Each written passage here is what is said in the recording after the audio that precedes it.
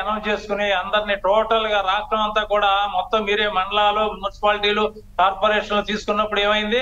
అప్పుడు election commission మీకు కనపడలేదా? ఇప్పుడు ఎలక్షన్ కమిషన్ కొంచెం టైట్ చేసే తల్లికి పేర్ని నానికి వీళ్ళందరికీ ఖాళీ బయటకు వచ్చి మాట్లాడుతున్నారు. పేరు నాని గారి మాట ఎవడంటారు? ఆడు ఓడిపోతానని ఆడు కొడుకుని పెట్టాడు. ఇలాంటి వాళ్ళ మాటకి వాల్యూ లేదు, సమాజంలో వాల్యూ లేదు. అయితే నేను కూటమికి ఇచ్చే సలహా ఏంటంటే వాళ్ళు చేసిన తప్పులు భవిష్యత్తులో మీరు చేయొద్దు. ఖచ్చితంగా ఆంధ్రప్రదేశ్ లో కూటమి అధికారంలోకి వస్తుంది. ఢిల్లీలో మోడీని ఇంటికి పంపిస్తున్నాం. ఇండియా కూటమి అధికారంలోకి వస్తుంది. దాంట్లో ఎటువంటి సందేహం లేదు. మోడీ 400 అని చెప్తున్నాడు కదా, 160 నుంచి 180 మోడీకి వచ్చేది. ఖచ్చితంగా రాసి పెట్టుకోండి. మళ్ళా ఇదే డిబేట్ లో మనం మాట్లాడదాం. ఇండియా కూటమి అధికారంలోకి రాబోతా ఉంది.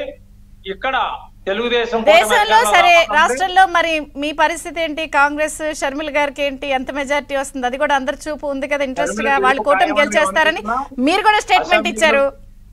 ఖచ్చితంగా అసెంబ్లీలో ఖచ్చితంగా ఖాతా తెరుస్తామమ్మా. మేము ఈ దుర్మార్గుడు వెళ్ళిపోయిన తర్వాత మేమే ఫామ్ లోకి వస్తాం. దాంట్లో ఎటువంటి సందేహం ఉండదు. మనోడు వెళ్ళిపోవటం ఖాయం. అన్ని రకాలుగా వెళ్ళిపోతే పార్టీ ఉండదు, కనుమరుగైపోతుంది. వైసీపీ పార్టీ అనేది కనుమరుగైపోవటం అనేది ఖాయం. ఎందుకంటే ఇక్కడ రారు, ఇతర దేశాలు వెళ్ళిన వాళ్ళు అక్కడే ఉంటారు.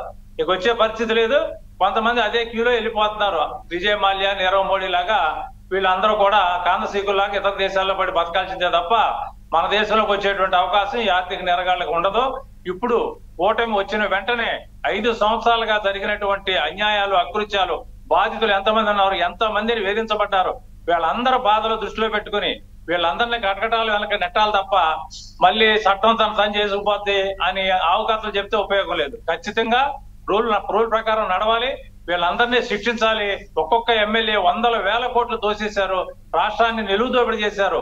వనరులన్నీ దోచేశారు. కాబట్టి వాళ్ళు అదే ఎజెండాగా పెట్టుకోవాలి. ఒక చేతితో సంక్షేమం. కరెక్టే సార్, కానీ ఇప్పుడు ఒకటి ఓపెనింగ్ కౌంటింగ్ రోజు పోస్టల్ బ్యాలెట్ నుంచి ఒక మ్యానిపులేషన్ కి స్టార్ట్ అవుతున్నారు. వైవి సుబ్బారెడ్డి గారు ఏమన్నారు?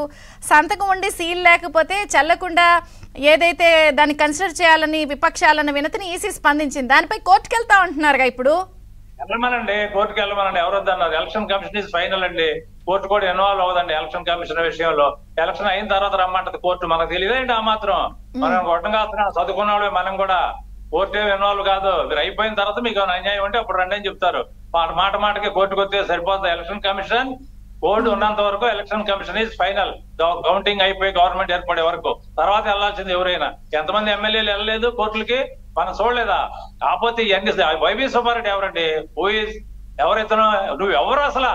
ఈ రాష్ట్రానికి నీకేమిటి సంబంధం? జగన్మోహన్ రెడ్డి బంధువు కాబట్టి నువ్వు వచ్చావు. ఎవరు నువ్వు ఇంతవరకు? ఎవడో తెలుసు? ఒంగోలులోనే ఎవడో తెలియదు. కాబట్టి ఇవన్నీ వద్దేగా ఈ సజ్జలాలు బుద్ధలాలు ఇవన్నీ పనిచేయవు. అవి నడవమ్మా. అయిపోయింది, గేమ్ అయిపోయింది. Game over. ఆఖరి ప్రయత్నంగా వాళ్ళు ఏదో చేయాలని చూస్తున్నారు. దౌర్జన్యంతో ఎప్పుడు ఎక్కడ ఏది జరగదు.